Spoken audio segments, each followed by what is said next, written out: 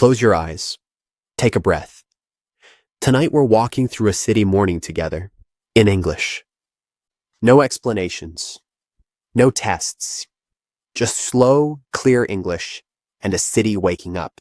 Every word spoken clearly. Every moment described fully. Just listen and follow. This is slow English listening, the easiest way to let a language inside you. I'm Scott. This is English with Scott. Welcome to the channel. Let's begin.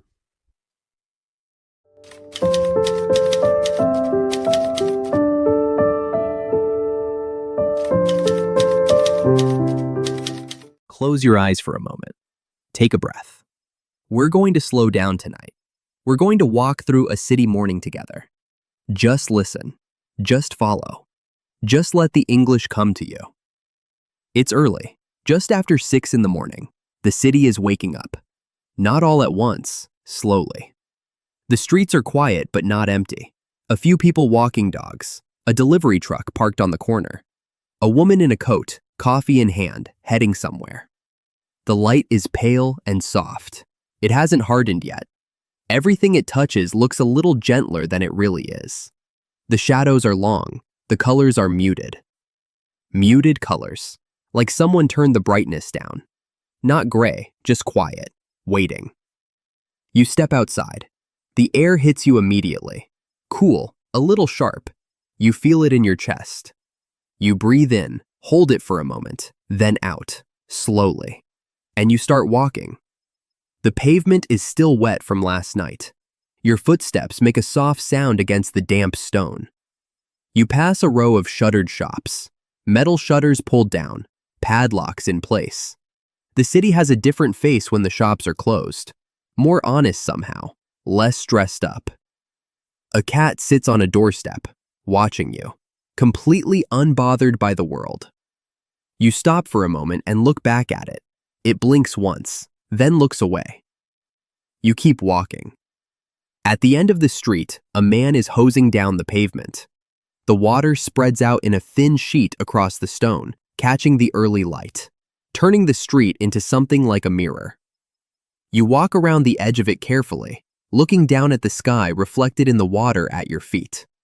Buildings upside down, a pale strip of cloud. The world turned over, just for a moment, then your foot touches the puddle and it breaks apart. Ripples spreading outward until the reflection is gone.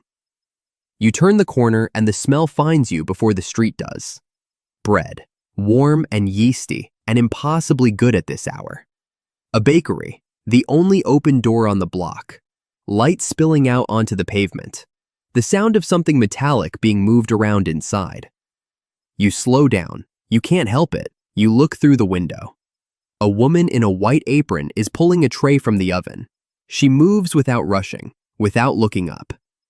She's done this 10,000 times. Every movement the same. Every movement exactly right. You watch for a moment longer than you mean to. Then you keep moving. But the warmth of that bakery stays with you. The smell drifts along beside you for half a block.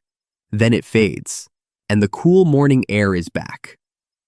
A little further on, a coffee cart is just opening. The owner is lifting the metal shutter with a long pole. It rattles upward, catches, holds. He moves inside, starts arranging things. Cups lined up, lids stacked, machine warming. Everything in its place. Everything with a purpose. You wait. The only customer at this hour. He doesn't acknowledge you yet. He's not ready, and you don't rush him. There's a kind of unspoken agreement in the early morning. People are still arriving at themselves, still becoming the version that talks and smiles. You wait. You look up at the sky. A pale strip of blue between the buildings. A single bird crossing it. Gone before you can think about it.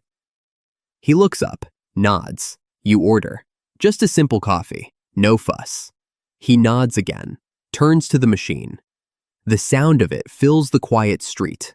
Steam, then the rich, dark smell of espresso. A small cup placed on the counter without ceremony. You wrap both hands around it. The warmth moves through your palms, into your fingers. You take a sip, stand there for a moment. Just you, the coffee, the quiet street, the city still half asleep around you. Then you start walking again.